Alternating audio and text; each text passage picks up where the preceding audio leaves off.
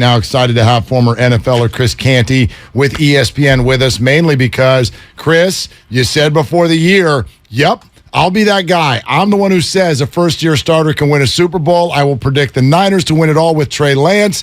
How did that prediction adjust when you saw Jimmy Garoppolo enter back onto the field? Well, I tell you, man, I feel like this team is still a playoff contender. I still have them as the class of the NFC West. The only question that I have is what the ceiling of the 49ers ends up being. Because I thought it was higher with Trey Lance, and the irony that Trey Lance gets injured on a read zone where it's a situation he's actually a runner in Kyle Shanahan's offense, and I thought that was the element that could take this team over the top to take them to the next level.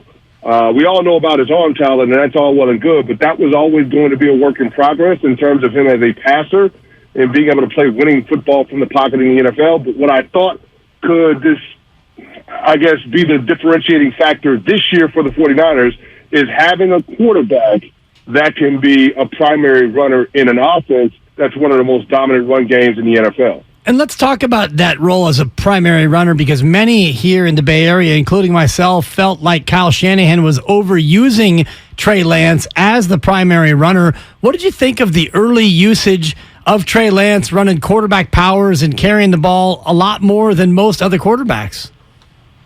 Well, it's not different than how the Baltimore Ravens use Lamar Jackson. And I get it, it's a different talent, but I think Kyle Shanahan had envisioned some semblance of those plays in mind when he drafted Trey Lance. Think about the draft capital that he gave up to get Trey Lance.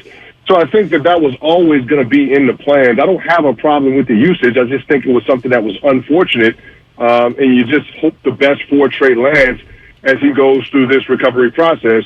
Now, guys, we're talking about a broken ankle. It's not an ACL. It's not some of the other, it's not microfracture surgery. He'll recover from this physically. My biggest question is how he's going to recover from this mentally, because you are talking about a guy that hasn't played a whole lot of high-level football over the last 3 years. Think about it. North Dakota State, his last year there, he gets cut short because of COVID. He redshirts last year, his rookie year in the NFL. This is his second year. He's only played in 2 games, and now you're talking about him missing the rest of the season. So I just wonder how this particular setback can affect his overall development and his overall psyche.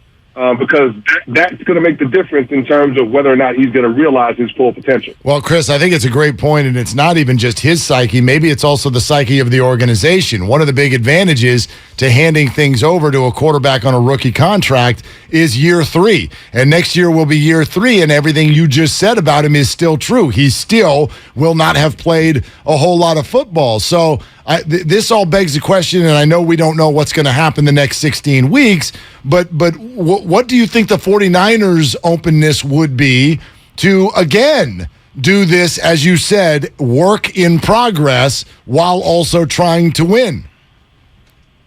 Well, I think it depends on how it all looks this year, right? How it all unfolds. If you're talking about Jimmy Garoppolo leading this team to yet another NFC Championship game appearance, I think that would make it 3 over the last 4 years.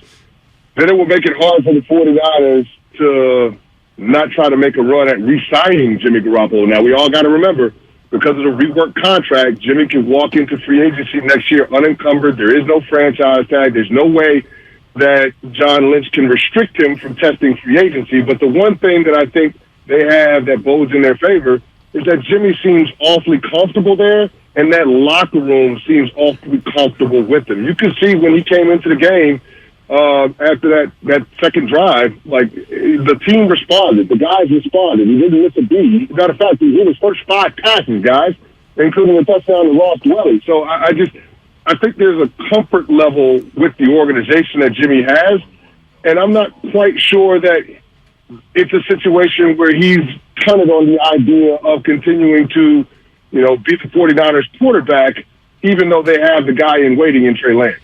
How much can Jimmy Garoppolo make hay this Sunday night in Denver? How do you see this matchup against the Broncos going with Russell Wilson and a pretty puzzling Bronco team?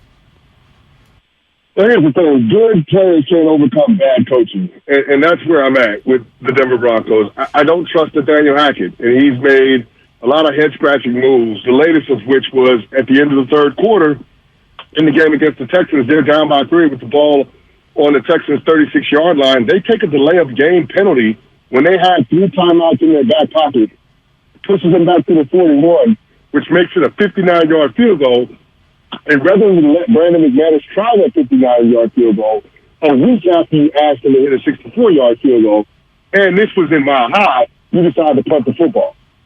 Makes no sense to me, guys, but that's just an example of the enigmatic play calling and in-game decision-making that we've seen from Nathaniel Hackett. And, guys, this is the first time him wearing the play calling hat and him wearing the head coach hat. We've seen in the past that there are some coaches that just don't have the capacity to do it.